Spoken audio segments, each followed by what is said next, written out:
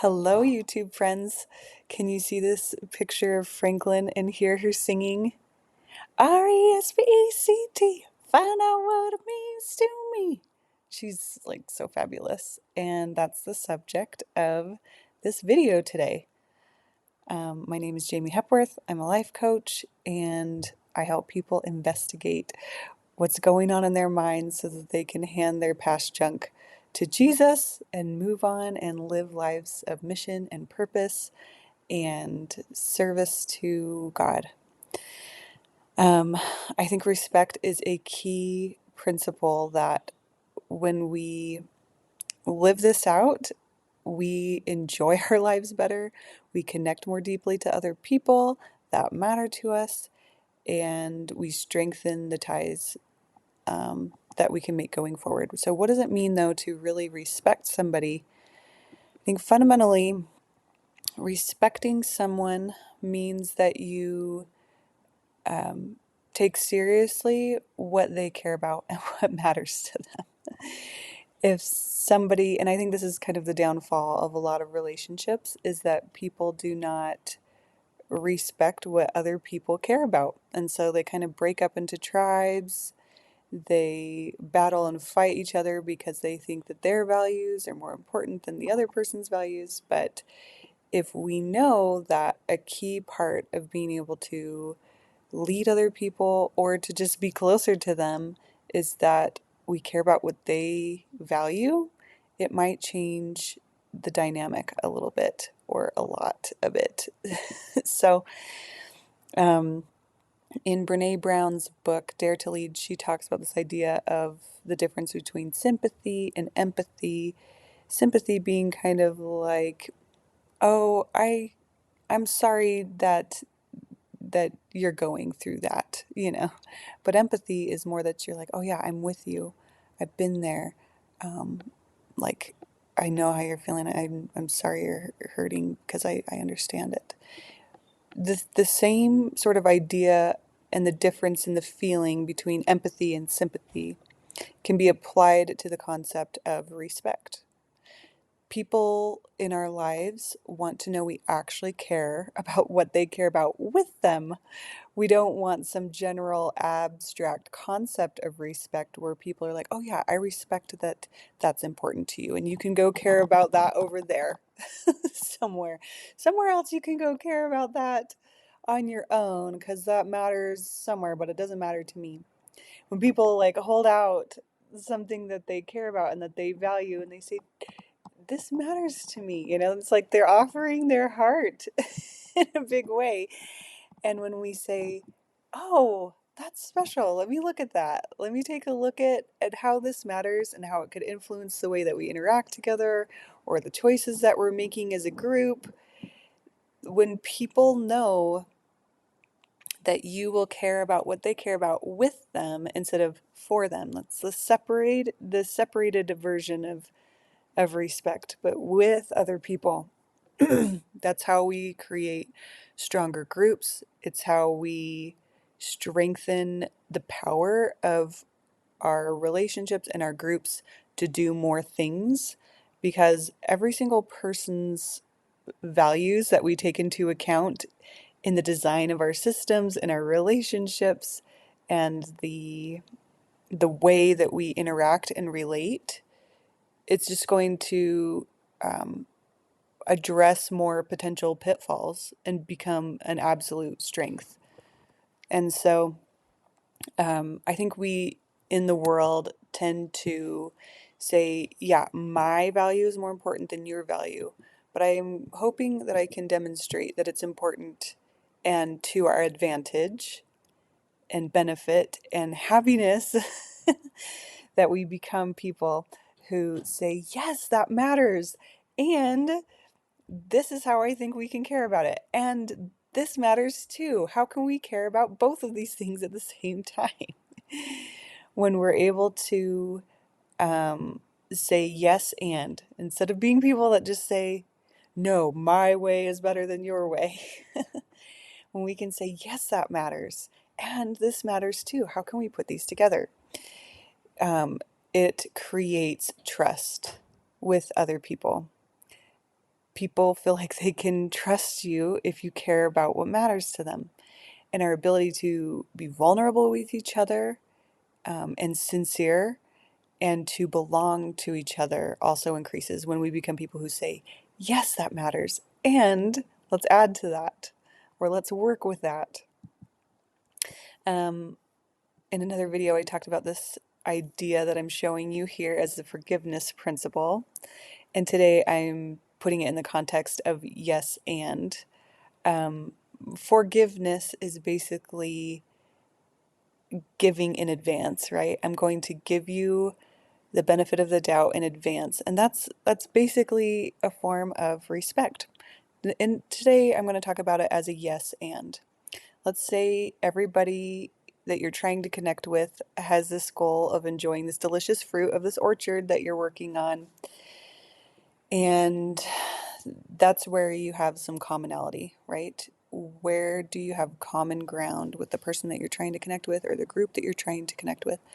You have fruit that you want to be able to store up and enjoy the sweetness of it and continue to have it, and continue to enjoy that together.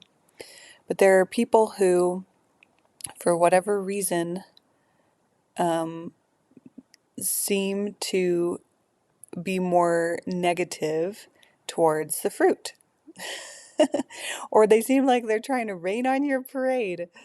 And we don't like it when people seem to be diminishing the thing that we care about. And I would talk about those people or their opinions or their, you know, our perspective of their values as slugs, right? Sometimes there are slugs that come into our orchards and that are eating up our fruit, and we don't want them to eat our fruit. Obviously, this is something we should fight against, right? We need to kill the slugs. We need to spray them with poison. We need to go out and squish them by hand. um, or we could take a different approach. We could look at these slugs and say, oh, yes, you love this fruit. I love this fruit too. Let's keep protecting this fruit and keep strengthening these trees in order that we can continue to bring forth better fruit. And that your ideas here, which contribute to me recognizing the importance of this goal we're working towards, I'm going to keep working with that. So what I'm going to realize is that it's not a problem that you're here, slugs. I'm actually going to treat you as a benefit. And instead of saying that I have a slug problem, I can say I actually have a duck deficit. Duh. And I add in some ducks to my orchard who love to feast on the slugs. And so we're glad that those slugs are there. And they actually add fertilizer to the trees, which helps the trees grow stronger and to be more nutrient rich. And that they also kind of clean up some of the other issues in the orchard. If there's fruit that falls that's going rotten or whatever, it's a way to feed the ducks and feed the slugs, keep a cleaner orchard, also nourish the orchard better, and have a more sustainable way of harvesting fruit in the future, right? And this is what happens when we take the time to respect other people's values. When we hear them out and don't just see them as a slug,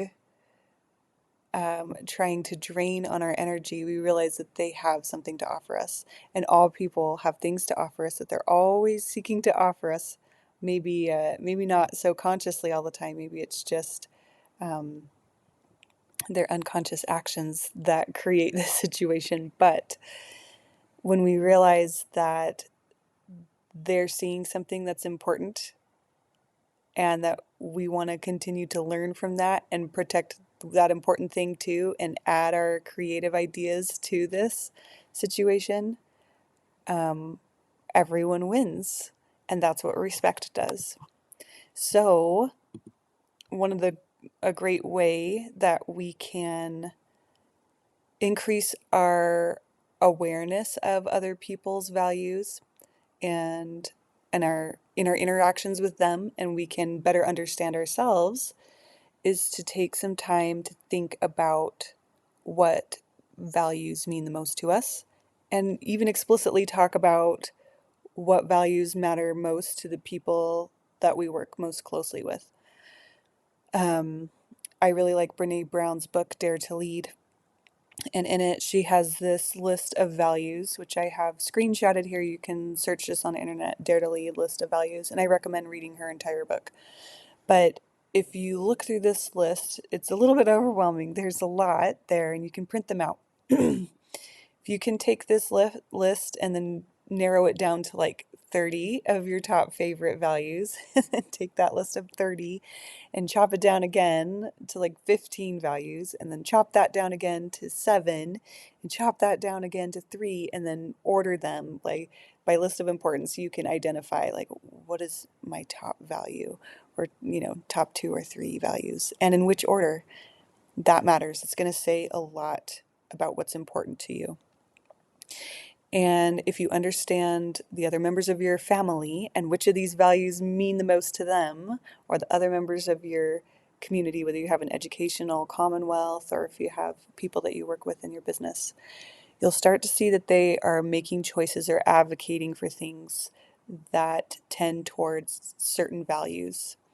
And the discussions that we take when we find that there's a problem that arises, we'll see that that's a slug issue, which is that, oh, there's just a value here that we could really capitalize on. We could really appreciate here if we took the time to hear what this person was saying, right? In addition to being able to troubleshoot, quote unquote problems, we can also expand potential for the projects that we're trying to work on with other people.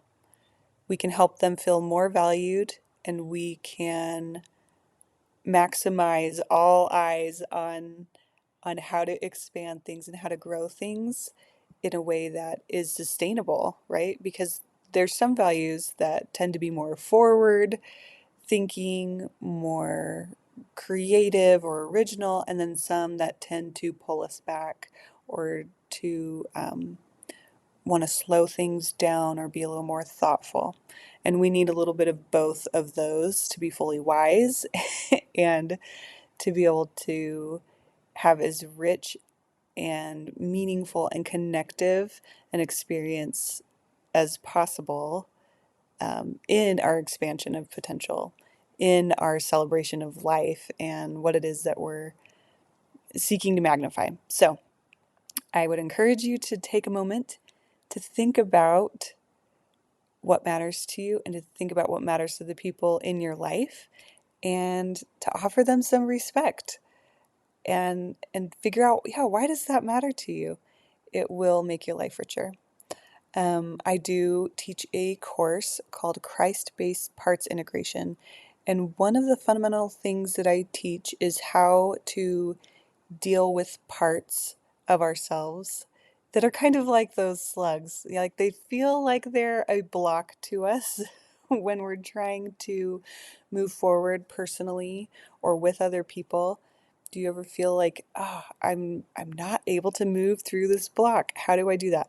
And I would propose the idea that the way we're able to move through blocks is by respecting or honoring what matters to every part of ourselves, including those parts that seem to be holding us back a little bit.